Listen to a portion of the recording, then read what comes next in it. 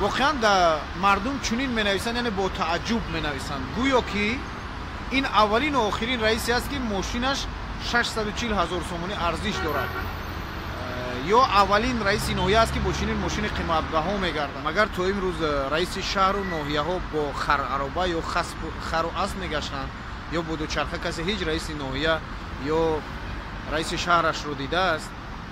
اینه که چند سال پیش هم وزیر وعده کرده بود که خوب کارگرانش رو با دوچرخه حتما تامین میکند و اونها از این پس با دوچرخه میگردند، ولی این عمل جاری نشد و بعد هم از جانب کدام یک مقامدار دیگر هم این پیشنهاد شده بود که کارمندان اون نیز با دوچرخه میگردند، ولی این هم نشد. فکر میکنم رئیسان شهر و ناحیه ها اصلا شاید شرم دارند که با ماشین های ارزان ارزش گشت و گذار کنند، چون اونها را رئیس میگویند و ماشینشون هم باید خیلی قیمت باشد و اندیشه خودشون. من با تعجب مردم نظر کردم، واقعا نمیدونم چرا مردم این گونه یک با تعجب کامنت میکنند.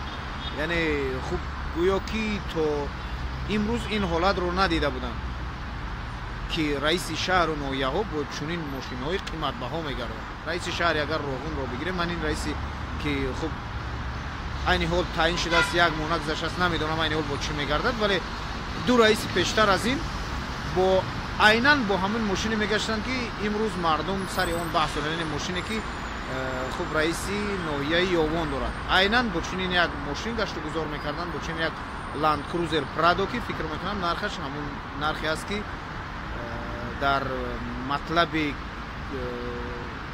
ماشین رئیس ناحیه یاوان گفتم.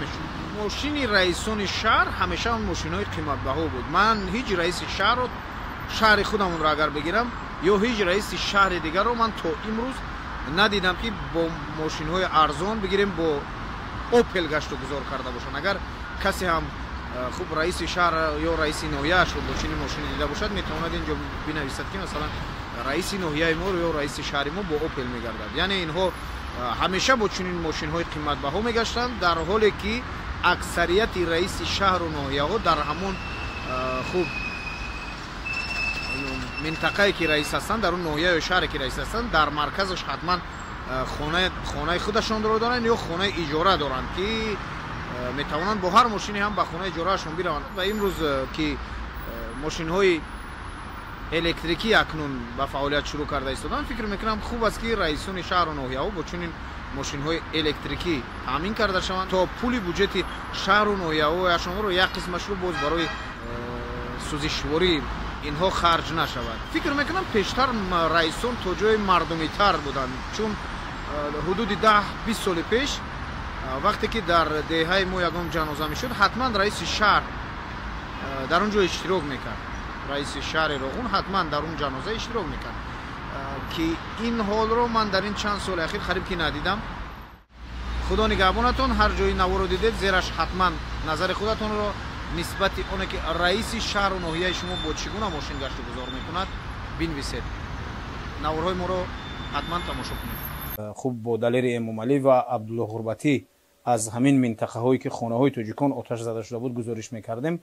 وضعیت یعنی اگر بگیم وضعیت خوب نبود یا وضعیت متشنج بود که یک نوار کوتاه این حال میمونم که مردم نمیگذاشتن که ما به همون محله های اساسی برویم. دورت میشینه پیاده راه نمیموند.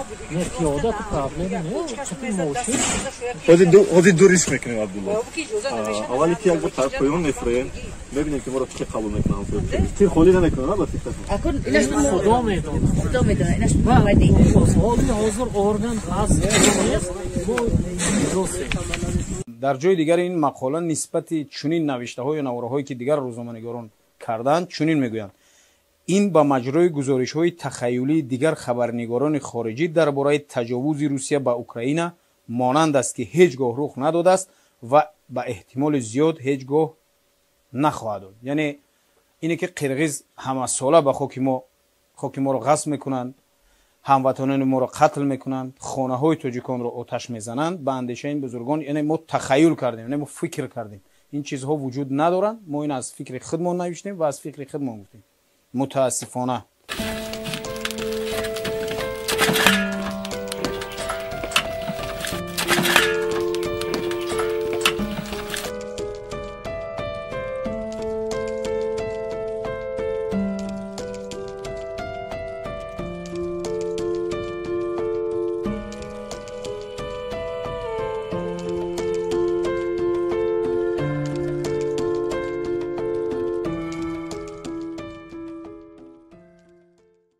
چیزی دیگری که در این مطلب باعث بحث بود این گذاشتن ریش یا نگذاشتن ریش یا خوب نمایش دادن ریشداران از طریق تلویزیون های دولتی بود. خوب من در اینجا با یک جمله خبر فقط راضی میشم که نوشتن تصور کنید امروز آدمان تکنولوژیاهای پیشرفته اختراع می‌نمایند، با کیهان پرواز میکنند و ما تا حال درباره ریش گذاشتن یا نگذاشتن با شدت بحث میکنیم.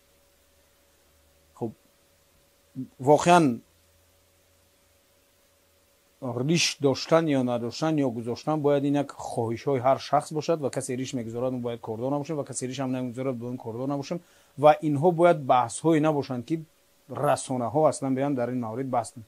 خوب کسی میخواد ریش میمونه ریش میمونه، کسی خوب نمیخواد نمیموند، ولی دقت مردم رو به این بحث های کوچک جلب کردن فکر میکنم نه به فایده ملت است، نه به فایده پیشروی ملت است. ولی در اینجا توجه بر ریشداران اگر دوام مقاله رو خونیم به اندیشه من این تحقیر ریشداران و تحقیر تمام بزرگان ما است. خوب در این مقاله اومده است مثلا همه طبیبان و پژوهشگران اظهار داشتند که در ریش نظر به حاجتخانه های جمعیتی میکروب ها و باکتریا ها بیشتر باقی میمانند. خوب شما بر تصور کنید همین قسم مقاله رو خوب بگیرند تمام این بزرگان ما از اسماعیل سامونی سر کرده تا رودکی و حتی تو صدرالدین عینی حتی پدران ما و شما باباهای ما و شما را اگر چهرهشون پیش رو بیارن که آیا واقعا شما قبول دارید که خوب یک چنین تحقیر در حق این بزرگان در حق گذشتگان ما صورت بگیرد؟ برای چی این مسئله بحثی نیست، ولی من این موضوع رو عین حال گفتم چون پدر رحمتی من ریش داشت و ریشش رو با شامپو میش و هر کسی که وقتی هر نفری که یک ریشدار را تحقیر میکنه که در ریش اون میکروب ها از یک حاجتخانه جمعیتی بیشتر است، برای من که پدرم بابای من پدران و باباهای شما باور دارن ریش دارن سخت میرسه. بیاید برادران گرامی از این چیزا دیگر بحث نکنیم و اهمیت چون ندهیم، یک بار دو بار اهمیت ندهیم. خوب این بحثا ان شاءالله که با پایان میرسن و خاموش میشن. اگر واقعا این دو روزنامه‌نگار یا این رسانه باور دارن که در ریشی تمام اون باز میگم بزرگان این ملت پدران خودشون باباهای خودشون خب اگر میکروب های هست که از حاجتخانه های جمعیتی هم بدترن، پس حواله اونها رو با خدا میکنیم. خب از تمام برادران خوش میکنیم در این موضوع دیگر بحث نکنیم.